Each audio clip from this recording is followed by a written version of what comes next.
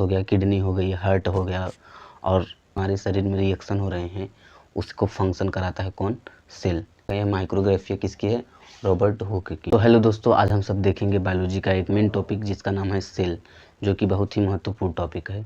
इस वीडियो में हम सेल से जुड़ी हुई बातों को आपके सामने रखेंगे। तो सबसे पहले जानते हैं जो सेल है वह करता क्या है।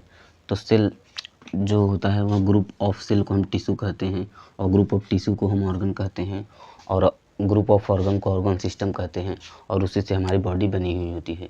अब हम एग्जाम्पल के तौर पर देखते हैं, जैसे हमारा लंग्स हो गया, किडनी हो गई, हार्ट हो गया, और जितने भी हमारे ऑर्गन सिस्टम हैं, यह सब क्या है? Organ system. इसी से हमारा जो पूरा बॉडी है वह बिल्ड हुआ है, माने बना हुआ है। अब यदि हम ऑर्गन सिस्टम में से केवल एक ऑर्गन के लिए, माने हम केवल लीवर को लें, केवल लीवर को ऑर्गन माने, तो जो लीवर है वह कैसे बना हुआ है? ग्रुप ऑफ टिश्यू से। जब बहुत सारे टिश्यू मिले होंगे तब जाकर एक ऑर्गन माने लीवर बना होगा। उसी प्रकार जब बहुत सारे सेल मिले होंगे तब जाकर एक टिश्यू बना होगा। तो हमारे बॉडी का जो यूनिट है वह क्या है? एक सेल। तो सेल का आप डिफिनीसन तो याद करे होंगे, cell is the basic structural and functional unit of life.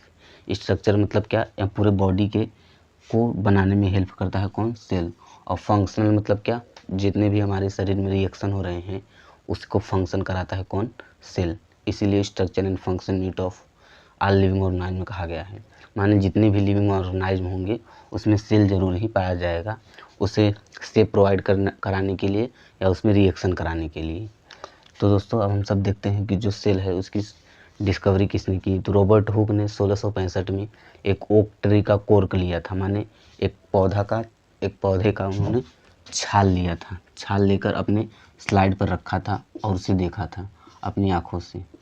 जब उन्होंने देखा तो उनको इस प्रकार का कुछ दिखाई दिया। तो इसमें एम्प्टी कंपार्टमेंट थी, क्योंकि वहाँ डेड सेल था इसलिए उन्होंने उसका नाम बस सेल रख दिया रॉबर्ट हुक ने। इन्होंने पहली बार देखा था सेल को और एक टर्म दिया उसी समय, उसका नाम है सेलुला। रॉबर्ट हुक की एक बहुत ही फेमस किताब है दोस्तों, उसका नाम है माइक्रोग्राफिया। इसे आप जरूर याद रखिएगा। यह माइक्रोग्राफिया किसकी है? रॉबर्ट हुक की।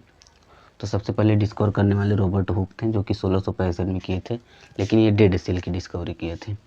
देखिए डेड, ये याद रखिए, इन्होंने डेड सेल की डिस्कवरी की थी।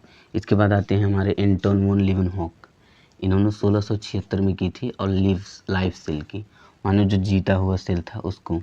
और इन्होंने एनिमल सेल को लिया था, इन्होंने प्लांट सेल को। जब इन्होंने सेल को लिया तो जो वहाँ उसमें जो स्लाइड पर रखा तो हम जो था वह मूव करने लगा रहा था, जो एनिमल का सेल था। तो इसलिए इन्होंने टर्म दिया एनीमोलिक्यूल्स। तो एंटोन वॉन लीवेनहॉक ने टर्म दिया एनीमोलिक्यूल्स, और रॉबर्ट हुक ने टर्म दिया सेलुला। और रॉबर्ट हुक की जो इम्पोर्टेंट किताब है उसका नाम है माइक्रोग्राफिया। अब जो सेल होता है यदि वह सिंगल रहे, जैसे यह सेल हो गया, तो इसे हम क्या कहेंगे? यूनिसेलुलर। यदि सिंगल है तो यूनिसेलुलर। अब यहाँ यूनिसेलुलर से आप कहेंगे एक सिंगल सेल क्या क्या कर सकता है। तो इसमें जो यूनिसेलुलर जो ऑर्गेनाइज्म होते हैं, जैसे हम एग्जाम्पल ले लेते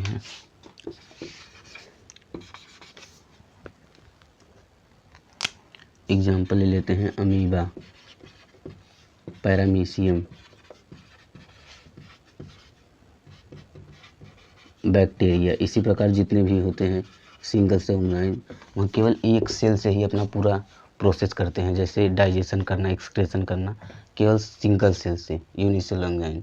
amoeba, paramecium, bacteria, mycoplasma and so on. इसी तरह जितने भी यूनिसेलुलर हैं। और जो मल्टीसेलुलर हैं उनके पास बहुत सारे सेल होते हैं, तो उनका स्पेसिफिक जो सेल होता है वह डिसाइड होता है किसी स्पेसिफिक वर्क के लिए, माने जो कुछ विशेष हमारा कोशिका है वह विशेष काम के लिए निर्धारित होता है। तो अब हम देखेंगे जो बहुत सारे सेल से मिलकर बने हैं ये। तो यह कौन है? Multicellular. इसे क्या कहेंगे? Multicellular. तो मल्टी सेलुलर कौन है?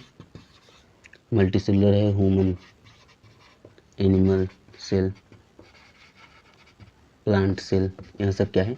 मल्टी सेलुलर, जिनका स्पेसिफिक सेल जो है अलग अलग सेल अलग अलग काम को निर्धारित करता है, और वो केवल उसी काम को करता है, क्योंकि इसमें बहुत सारे सेल हैं तो यहाँ बहुत सारे काम को कर सकते हैं।